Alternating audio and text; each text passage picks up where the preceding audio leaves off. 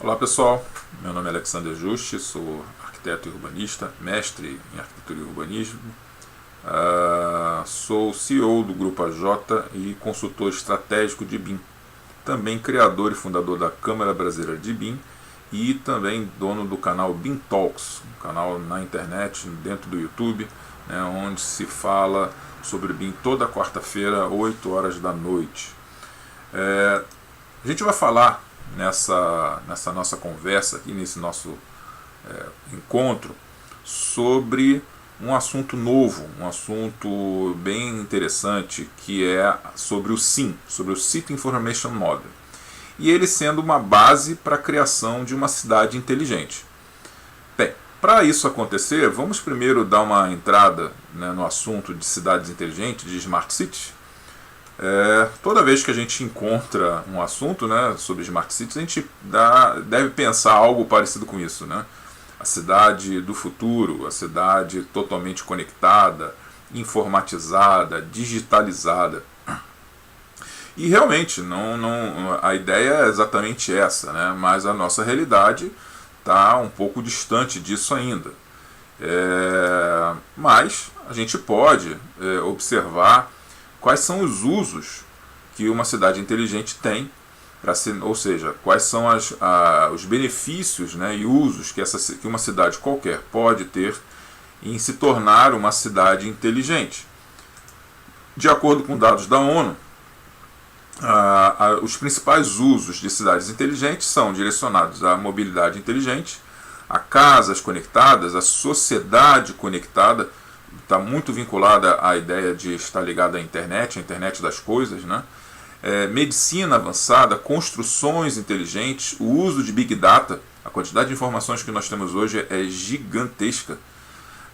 Precisamos também pensar em relação a energias renováveis, né? Internet das coisas, como eu já havia falado ainda há pouco. Vendas inteligentes. Quanto mais a gente anda, nós encontramos hoje várias frentes de vendas ou produção, material de consumo para a população mundial.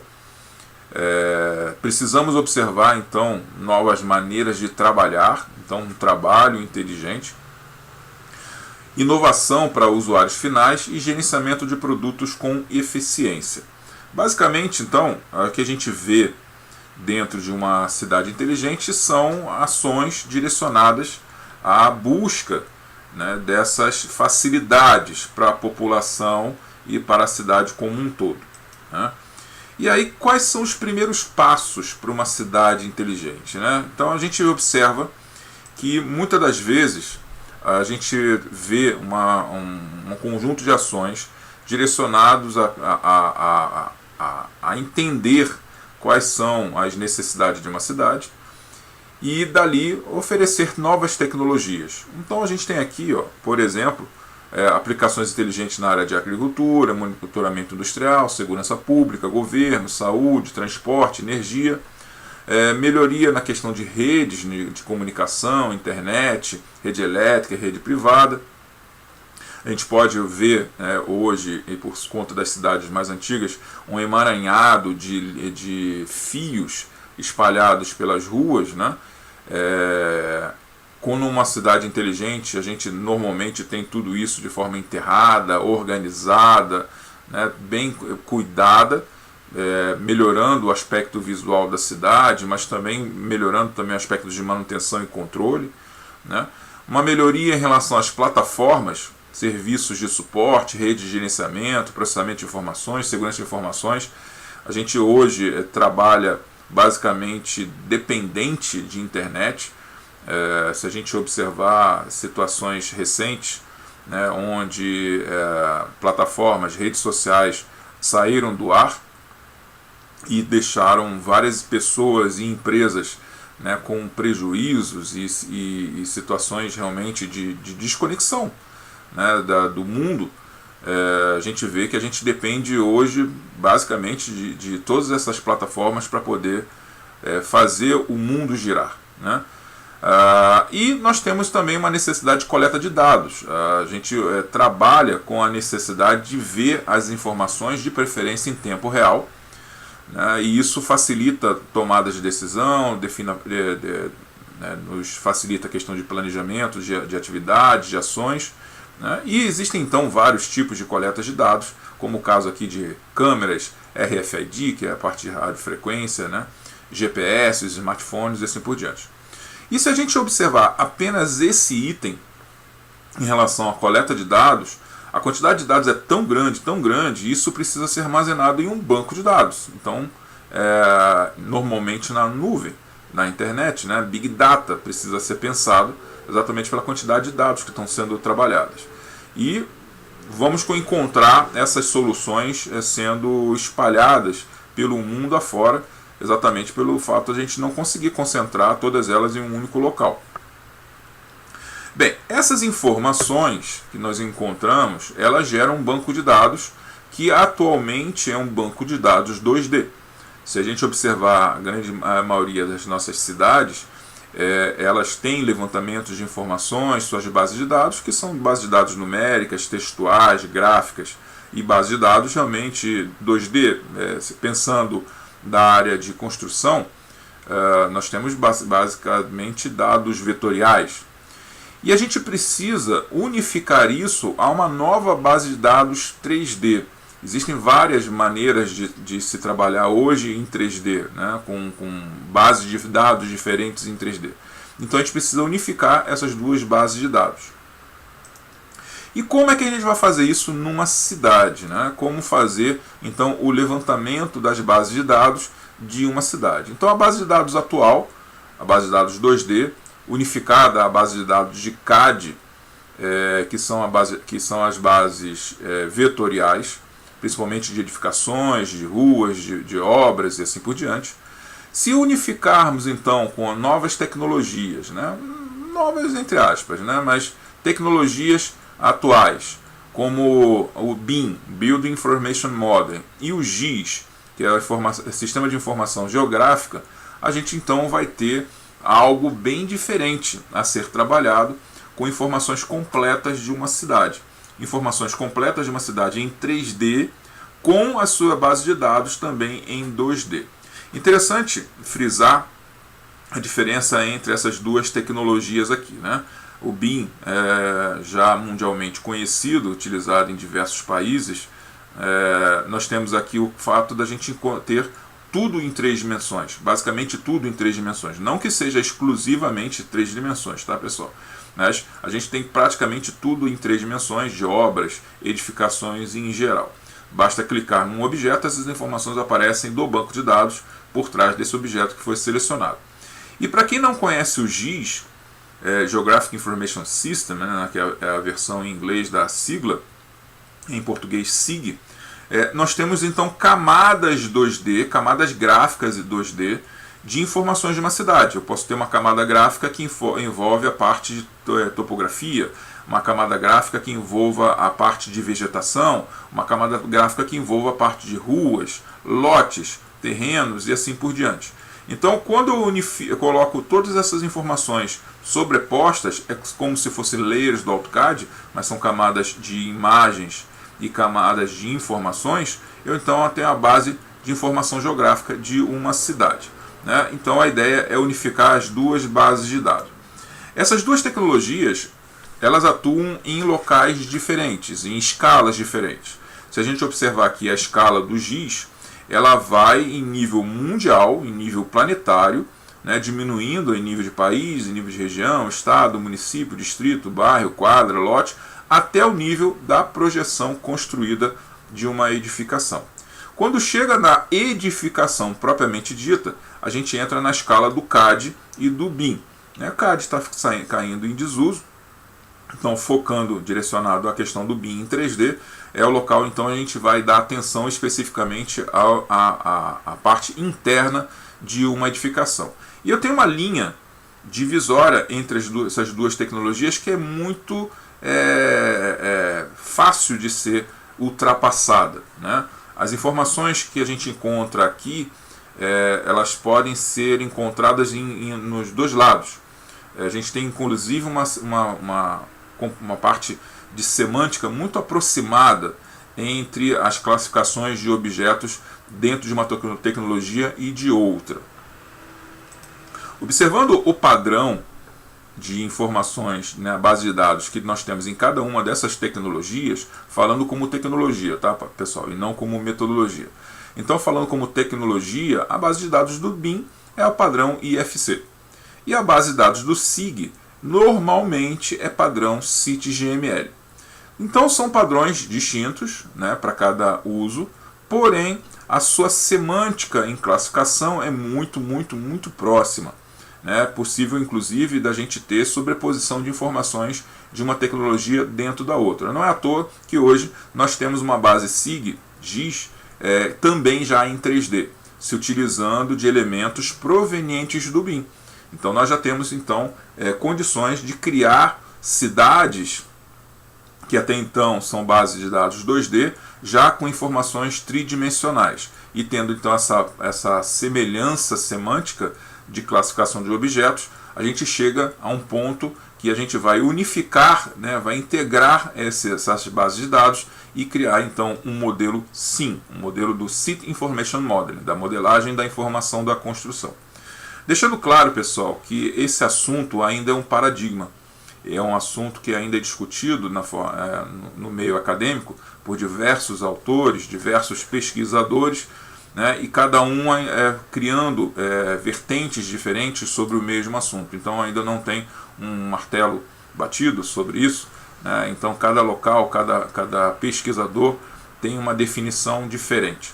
Né. A gente pode inicialmente começar dizendo que o SIM é equivalente a um BIM na escala urbana, só para iniciar uma conversa. Mas ele vai muito além disso, com certeza, por ser uma união de diversas tecnologias. E aqui, como a gente vê, a união inicial das tecnologias BIM com a tecnologia GIS ou SIG. Né? A gente pode observar, inclusive, nesse próximo slide, que o SIM, como eu falei, por ser uma união de diversas tecnologias, a gente unifica o BIM mais GIS, mais IoT, Big Data, Cloud, Inteligência Artificial, 5G, Blockchain e o que vier pela frente. A gente então unifica isso e cria então o ambiente SIM. Se a gente observar a base de dados que a gente encontra normalmente em uma cidade, claro, aquelas que têm condições de manter financeiramente uma base de dados, não são todas aqui no Brasil, né, que tem essa condição financeira, a gente tem algo parecido com isso. Isso aqui é um ambiente GIS. Um ambiente GIS com o exemplo da cidade de Marília. E nós vemos o caso específico da questão do uso de água da cidade de Marília, dentro dessa região identificada com uma ortofoto. Então, normalmente a base de GIS ela trabalha com imagens, então aqui o caso de uma ortofoto. E nós temos então informações de movimentação de água, de volume de água para essa região, identificada aqui no caso por essas imagens. Né? Isso com certeza são informações que são coletadas em loco, né? Tem pessoas que andam por esses espaços coletando as informações desses equipamentos, e aí posteriormente alimenta-se essa base de dados e geram-se gráficos sobre a região. Então isso é uma situação que atualmente fazemos, que já tem condições de ser algo mais rápido, mais fácil, principalmente com a ideia dos gêmeos digitais. A gente vai falar sobre gêmeos digitais daqui a pouco. A coleta de informações que nós encontramos nas cidades hoje é uma coleta de dados, como eu falei ainda há pouco, manual. E nós temos hoje várias maneiras de fazer levantamento de informações que já são aplicadas baseadas em tecnologias mais precisas, tecnologias que vão ser mais ágeis. Em nível de levantamento de espaços mesmo, né, nós temos aqui algumas maneiras de se fazer levantamento atualmente que geram rapidez e precisão, como o caso de levantamento via satélite, por avião, por drones e por scanners a laser, né, para geração de nuvem de pontos. Veja a questão de precisão. Né? Nós temos aqui precisão de metros, centímetros e milímetros. A geração de nuvem de pontos, tanto sendo feita por drones ou por scanners a laser, nos permitem geração de modelos tridimensionais para serem utilizados, né, para fazer o levantamento e posteriormente a análise e a modelagem futura de todo o espaço, exatamente para a gente poder trabalhar com o pensamento BIM, de uso das informações. A parte da cidade enterrada, a infraestrutura enterrada, também é possível gerar hoje em dia modelos tridimensionais. Nós temos equipamentos com sonares de solo, scanners de solo, que com precisão em centímetro permitem a avaliação do que tem abaixo do terreno e a geração de modelos tridimensionais. Aqui eu já demonstro para vocês, inclusive, algo já desatualizado. Já aqui esse equipamento ele faz apenas a leitura da curvatura superior, né, e os limites, né, vamos colocar aqui, que determinariam o diâmetro dessa peça enterrada, essa tubulação enterrada aqui no solo, né? Claro que ainda também a profundidade. Mas já existem equipamentos aqui no Brasil que já vão gerar um modelo tridimensional prévio do que está sendo encontrado abaixo do solo. Um exemplo então aqui que nós temos de sistemas GIS vinculados a um ambiente BIM, ou seja, já o nosso precursor do SIM aqui no Brasil é o sistema Opus do Exército. Podemos considerar inclusive como um dos primeiros sistemas SIM aqui no Brasil. O SIM ainda é uma novidade para vários países, inclusive aqui para o Brasil, mas nós já temos um trabalho realizado pelo Exército Brasileiro com esse sistema Opus, que faz essa coleta de informações da base geográfica de todos os quartéis brasileiros, unificado com a base BIM que nós temos de todas as edificações. Bastante interessante. E partimos para uma fase seguinte, que são os Digital Twins, que são os gêmeos digitais. Não podemos confundir o fato da gente ter um clone digital e um gêmeo digital. São situações distintas. O fato de eu ter uma cidade totalmente em 3D não a torna um gêmeo digital, né? Se torna apenas um clone 3D. Eu posso apenas fazer o levantamento via drone ou via levantamento aéreo, não importa, e ele vai gerar uma cidade em 3 dimensões. E apenas eu consigo utilizar disso para fazer uma representação gráfica da cidade, olhar a cidade em 3 dimensões, mas eu não tenho a informação. Posteriormente a isso, depois da nuvem de pontos, eu preciso fazer uma modelagem, e aí entra o BIM nessa história, para fazer uma modelagem da cidade, pelo menos os principais pontos, exatamente para eu poder gerar informações para essa cidade.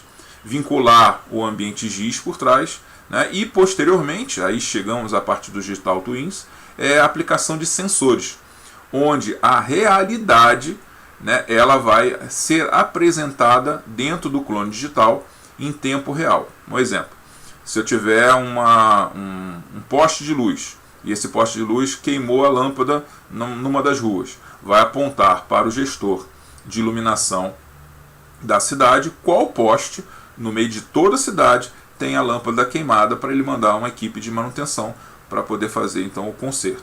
Então isso é um gêmeo digital. Então a gente pode chegar a esse ponto dessa condição de realidade junto com o elemento tridimensional.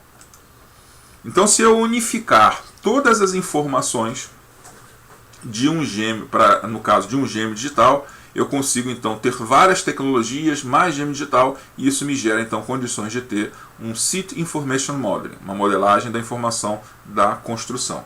E a base de dados, pessoal, é gigante. A gente tem aqui alguns exemplos bem interessantes, como é o caso aqui que eu gosto bastante de falar, que é a parte da poluição. Vejam, é possível até mesmo analisar a poluição de uma cidade se eu tiver essa cidade já em 3D. Né? Eu posso tê-la totalmente modelada. Claro que o nível de detalhamento dessa cidade ela leva o mesmo pensamento do nível de detalhamento do modelo BIM. Né? Eu não preciso fazer uma modelagem toda detalhada da cidade, mas eu consigo colocar softwares para analisar ventos, analisar a emissão de carbono e fazer algo parecido com isso. Até mesmo, não, claro, graças a Deus não é o caso do Brasil, até mesmo análise de terremoto a gente consegue fazer esse tipo de simulação. Outro exemplo que eu trago para vocês que é bem interessante, de uma cidade da China, onde nós temos um gêmeo digital desse bairro na área elétrica. Então todos os prédios estão com sensores E a questão da demanda elétrica dos prédios, né, quando ultrapassa essa demanda, aparece então tags em vermelho, informando ao gestor elétrico que alguma coisa não está adequada. E através desses gráficos, desses dashboards, ele começa a avaliar as condições de uso de energia elétrica da região. De repente, a partir daqui, ele tomam, na verdade, uma decisão de uma melhoria da capacidade de uma subestação que alimenta esse bairro, né? Hoje, a subestação não atende essa demanda completa e precisa ser, então, ajustada. E com isso dá para se ter uma análise e dessa maneira tomar decisões para melhoria desse espaço. Outra situação que eu também acho bastante interessante é uma situação como essa aqui, onde a gente tem uma análise da parte imobiliária. Vejam que os modelos, né, dos imóveis são bem básicos, né? É possível chegar a um nível de detalhamento mais alto, mas isso aqui já foi suficiente para eu ter informações de se esses prédios são residenciais, comerciais, se são industriais, se eu tenho espaços vazios que eu posso fazer uma análise, uma reestruturação urbana, né? Eu tenho valores de IPTU, valores de aluguel, valores de compra e venda desses imóveis. Eu tenho uma análise e uma avaliação de toda uma cidade ou um bairro que seja, né, no aspecto imobiliário, e me gerando gráficos, né, em relação à questão de valores financeiros e tudo mais. Dessa maneira, tanto uma prefeitura quanto até mesmo o mercado imobiliário pode tomar suas decisões em relação à questão de investimentos dentro da cidade. Outra coisa interessante que nós temos a partir de um modelo SIM é o trabalho como se fosse um videogame. Então nós encontramos uma situação em 3D, tanto a parte superior de uma cidade quanto a parte inferior da cidade, e dentro desse ambiente WebGL, esse é o caso de um software chamado SuperMap, um software chinês, a gente consegue trabalhar como se fosse um videogame andando pela cidade em qualquer direção, como se fosse então um usuário dentro de um videogame. E conforme eu ando pela cidade, na parte superior, andando pelas ruas, eu consigo enxergar a parte inferior de todas as tubulações e redes na sua cidade. Imagine isso aqui na mão de concessionárias públicas, água de rede de água, esgoto, de drenagem, de elétrica, onde todas as informações estão atualizadas e dentro de um mesmo banco de dados unificado para ser utilizado em campo. A utilização de realidade mista, realidade aumentada, também é bastante interessante nesse caso. Trago para vocês um exemplo dessa empresa, onde a utilização da realidade mista é utilizada exatamente para gestão pública.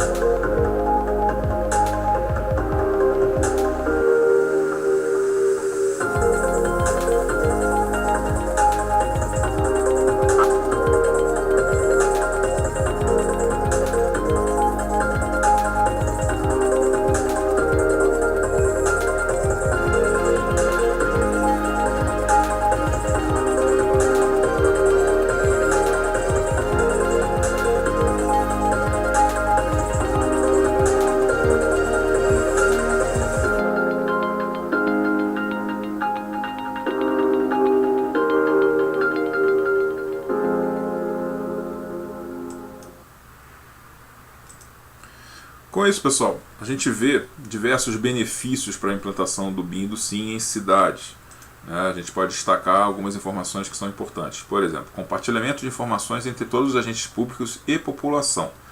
A gente hoje, quando a gente vai começar uma obra, é uma dor de cabeça, né? Ficar procurando informações na concessionária A, na concessionária B, fazer uma aprovação na prefeitura, depois no corpo de bombeiros, e aí informações desencontradas.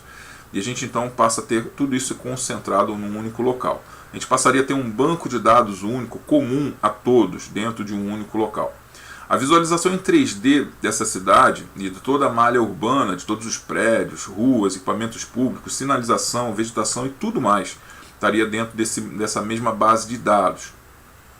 De fácil acesso, de fácil interpretação, leitura e interpretação. Hoje, quando a gente fala em desenhos técnicos, somente técnicos vão entender essas informações. E a partir do momento que a gente passa a ter uma visualização 3D, qualquer um, por mais leigo que fosse, né, vai poder ter facilidade de entendimento. Legislação urbana também pode ficar vinculada à base de dados. Já existem situações, como no caso da Prefeitura de Salvador, aqui na Bahia, que já faz aprovação de projetos em BIM. Já tem sua base de dados de uma legislação de construção a ser considerada quando eu faço uma aprovação de projetos. Ou, no caso de Singapura, que também já faz isso há mais tempo ainda, né? E a gente consegue aplicar um objeto, não um prédio, né? Dentro de um terreno, e ele vai avaliar se ele está de acordo com as normas em relação aos afastamentos, áreas, né? E tudo mais.